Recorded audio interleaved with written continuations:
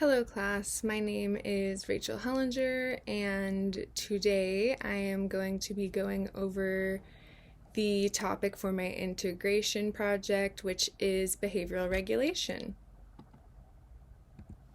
So, I wanted to give you guys an introduction on behavioral regulation and as to why I chose it. Behavioral regulation is a deeply personal topic for me. I actually work as a behavioral therapist, and I work with children who struggle with emotional and behavioral regulation, including those with ADHD and autism. So, my personal experience with ADHD and with my traumatic childhood also has driven my passion regarding the subject. I was diagnosed with severe ADHD at 25. Yes, at 25. But I was tested as a child, and I don't think my parents ever put me on any sort of medication. I don't remember. I don't think so. But yeah, definitely have some firsthand experience with that. I also have some firsthand experience with the lack of behavioral guidance from my parents, as well as having the amazing and profound impact of receiving that kind of support from my boyfriend. Growing up alongside my autistic stepsister also gave me an early interest in understanding behavioral patterns, albeit unconscious. I wasn't an 8-year-old thinking, like, wow, Olivia has amazing behavioral patterns, like, I need to study them. But growing up with the majority of my life being observing her and her behaviors definitely fuels the passion that I have for this subject in particular. Also, this research project was an opportunity to learn more about myself, my clients, and my parents, making it both academically and personally meaningful. So, moving on to the synthesis results from my conducted research, I wanted to first talk about the psychological, then the biblical, then the integrated. So, first and foremost, the psychological perspective of behavioral regulation is that behavioral regulation involves cognitive control, executive functioning, and environmental influences. Also, research in psychology emphasizes that skill building strategies like structured interventions such as applied behavioral analysis and CPS, which is collaborative problem solving, and the importance of supportive environment really helps kids.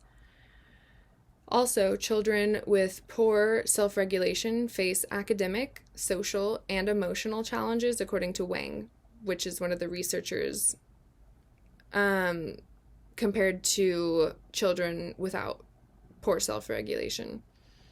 Biederman, which is one of the research articles I chose, emphasizes how adverse childhood experiences impact behavioral regulation in children with ADHD, which makes early intervention absolutely crucial. This is absolutely something that I see in my work as well, which is exactly why we work with kids, because we're trying to get that intervention as early as possible. Green and all of his collaborators in 2003, 2004, and 2006 advocates for CPS, which is collaborative problem solving, and that approach is a very effective method to teach children self-regulation, according to Green and according to Dr. Stuart Eblon. So Dr. Ross Green and Dr. Stuart Eblon worked really closely together. Moving on to the biblical perspective, some things that I found are that scripture frames self-control as both a moral duty and a divine gift. Something that we can kind of see that in is Proverbs chapter 25 verse 28, which states, like a city whose walls are broken through is a person who lacks self-control. And we can see that it's a divine gift in Galatians chapter 5 verses 22 through 23, which everyone knows is where it lists all the fruits of the Spirit. And one of the fruits of the Spirit that's listed is self-control, which reinforces that behavioral regulation is not solely a human effort, but also a work of faith and a gift from God. All of Paul's letters emphasize the importance of discipline, perseverance, and reliance on God to cultivate self-control, but specifically when speaking of self-control, I'm referencing 1 Corinthians chapter 9, verses 24 through 27. The Ashbury Bible Commentary discusses that the struggle between the flesh and the spirit, which is also talked about in Romans, it's the commentary on Romans chapter 7, verses 14 through 25, and that it emphasizes the need for divine assistance in self-regulation, that it's not something that we can do alone. So specifically, verse 15 says, "For I do not understand what I'm doing, because I do not practice what I want to do, but I do what I hate." This is something that I see as true in my own life. I see as true in the lives of the children that I work with. A lot of times we end up doing the thing that we hate instead of the thing that we want to be doing, because we lack the self-control, the discipline, or the behavioral regulation to be able to do so and to be able to really change that behavior. Also, the Zondervan Corporation emphasizes God's creative role in shaping human behavior and self-regulation, which highlights the necessity of divine assistance in overcoming struggles with the flesh, and not necessarily like lustful struggles. I mean specifically behavioral struggles. Moving on to the integrated approach. When you combine psychology and faith, it really provides a holistic framework for behavioral regulation. Evidence-based interventions equip individuals with tools for self-regulation, while faith strengthens our endurance and personal growth. Psychology teaches us how behavioral regulation works, while Christianity gives us the strength and purpose to pursue it. Or, one of the other researchers I studied explores the biblical concept of sin and self-regulation, emphasizing the importance of overcoming temptation through spiritual discipline. Also, this integrative approach highlights the necessity of both structured behavioral strategies and a reliance on God for true, lasting change. I wanted to dive into this just a little bit more, because we can try all of the techniques, all of the best techniques, all of the collaborative problem solving, and we can still not have lasting change, and it can still be a genuine struggle every single time we face needing to regulate our behavior, unless we really last on God for the transformation, just like it talks about in Romans chapter 7. I believe it's verses 24 through 25. And it's specifically talking about how we are wretched men, because Paul is talking about himself, but how we are wretched creatures, and that it is only through the transformative divine intervention of God that we can indeed do the things that we want to do instead of the things that we hate, because we're truly transformed through His grace. Moving on to the application of behavioral regulation, I wanted to talk about a few things, first starting off with the impact on children. The presence or absence of behavioral regulation significantly affects children's development. Significantly lacking self-regulation, children lacking self-regulation struggle academically, socially, and emotionally. Something I and many people I know have experienced, where if you don't have that behavioral regulation in place, it's really hard sometimes to make or maintain friends, because they think you're quote-unquote weird. Even though you're just having a hard time regulating yourself, you might be too excited or overwhelmed. Same with emotionality, something that my mother struggles with. And academically, if you have severe ADHD like myself, to be able to really sit down and focus is definitely a struggle of the flesh for me sometimes, because there's so many other things that I would rather be doing, even though I really, really love and enjoy researching. There's so many other things that give my brain that dopamine fix, and it's so hard to be able to redirect myself in the proper way. But that's also something that and I'm sure many of the classmates that are here and many other people that you all know experience. And also, according to Dr. Ablon's work, behavioral therapy interventions such as applied behavioral analysis and collaborative problem solving help children develop impulse control and self-regulation skills, which is something I get to witness Monday through Friday at my job as a behavioral therapist. I implement CPS and ABA, which is what I said, applied behavioral analysis and collaborative problem solving. A way that I implement collaborative problem solving, I'll give you guys an example, is the ABC method. A is the adult asserting their will on the child. C is the child winning and the adult giving in. B is where both parties win. And an example of that where the child gets to exert their own decisions and start getting better at making decisions is if I tell a child, hey, we're moving on to a new task, and they're like, no, Miss Rachel, I want more time. This is also without tantrum behavior. But if they calmly request more time, I say, okay, would you like 2 minutes or 5 minutes? Because we are going to move on. So then the child gets the choice and the free will of choosing 2 minutes or 5 minutes. And them being able to make that choice genuinely helps everything flow smoother. It sounds so simple, but when the baseline understanding of Dr. Ablon's work is also that no one wants to be told what to do.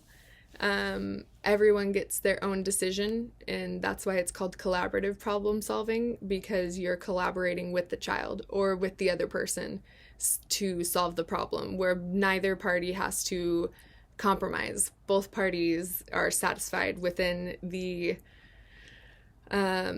development of that impulse control and self-regulation skills, so that it's without tantrum, without an adult meltdown as well. Biblically, children benefit when they are guided in faith-based discipline and taught to rely on God for strength in self-control. This is something that I really wish that I had growing up. My parents are not really churchgoers. My dad says that he's Christian, definitely not. My mom just started attending church every once in a while whenever I invite her. So my parents are not necessarily strong believers. So growing up without that faith-based discipline and being taught to rely on God for strength within self-control is something that I lacked, and I see how it significantly changed my life after I found God as well. So I wish I really had that growing up. The Ashbury Bible Commentary and the Zondervan Corporation also discuss how biblical teachings on self-control and reliance on God provide a foundation for resilience and behavioral regulation in children. This is absolutely something that I see. As a behavioral therapist, or as a therapist in general, we're not allowed to instigate the discussion on religion, but if the families bring it up, it's always like an open conversation I'm willing to have. But I still go about things having that faith-based understanding and that integrative approach, so that I can help them help provide them a foundation so that they can really start building skills like being resilient and being able to regulate their own behavior. Because as humans, we co-regulate off of each other's nervous systems. So if the child is escalated, the adult becomes escalated, and that's proved in all of the research papers that are, the research articles that are the ones that I chose for this assignment. Also, Wang, one of the other researchers, emphasizes that the importance of early intervention in developing essential thinking and self-regulation skills is huge. This is also observable in Dr. Ablon's work, as well as within my job and within my personal life, so something that kind of weaves everything together. Now I wanted to talk about the impact on church communities. So churches really do play a critical role in fostering behavioral regulation by integrating psychological support with faith-based principles. There are counselors at Christian churches, usually depending on the size of the congregation, but my church, for example, is actually affiliated with Biola. I go to Mariners, so it's really cool because I can see how Mariners approaches everything with that like integrated approach and that psychological approach. And even in the youth ministry, that plays a huge and critical role to foster behavioral regulation. Some of the programs that I mentioned within Mariners definitely, whether they know it or not, combine cognitive behavioral strategies with biblical teaching, and that really helps children develop both self-control and moral character, which is huge, because without that, like I mentioned earlier, you're not going to have that really lasting result if you just try to do it on your own. Faith communities can provide mentorship and accountability, and that is just reinforcing the importance of self-discipline within Christian living. The church can serve as a space where individuals struggling with behavioral regulation can receive guidance, grace, and structured support. This is something that I've observed from my own time serving in a youth program, and it really further proves that church communities function as a stabilizing force, offering guidance and structure that supports behavioral regulation. When children or teenagers, depending on where you are serving, come to you with information that might be hard to hear, you remaining regulated behaviorally or helping them regulate their behavior by like, okay, let's count to 10. Let's take a deep breath. Let's get a drink of water. I know you're upset. I'm sorry. I'm here for you, but let's try to regulate ourselves before we go deeper into this conversation. It really helps. It really helps because when you have that reaction and you remain calm and they're like having that reaction, it helps them regulate off of your calmness instead of both of you getting upset and like overwhelmed. And real solutions can be found usually when people are of sound and calm mind. And then I wanted to talk about the impact on society. So I have observed that society benefits when individuals learn behavioral regulation early in life. This results in the improvement of mental health outcomes and development of productive communities. In a culture that often promotes instant gratification, self-discipline and behavioral regulation are actually very countercultural, but they are also extremely essential for success and overall well-being. Both psychology and faith emphasize the need for self-control to navigate challenges, to build resilience, and to foster meaningful relationships. Integrating psychological and spiritual approaches in public programs, schools, and communities can really create a more balanced and more compassionate society. Like some of the kids that I have worked with while I was a volunteer within a youth program, the kids that I work with when I was volunteering in a youth program, the ones that went to Christian schools, it seemed like they could actually handle problems that came up in life with a lot more dignity and grace compared to the ones that didn't. And I'm not saying that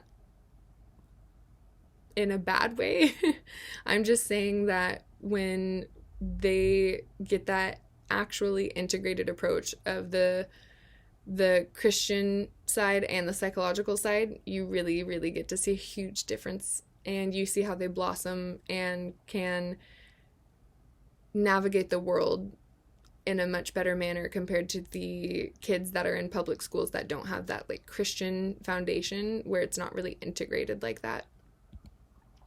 And then finally, I wanted to conclude with a couple notes saying that behavioral regulation is a crucial trait that impacts individuals, communities, and society as a whole.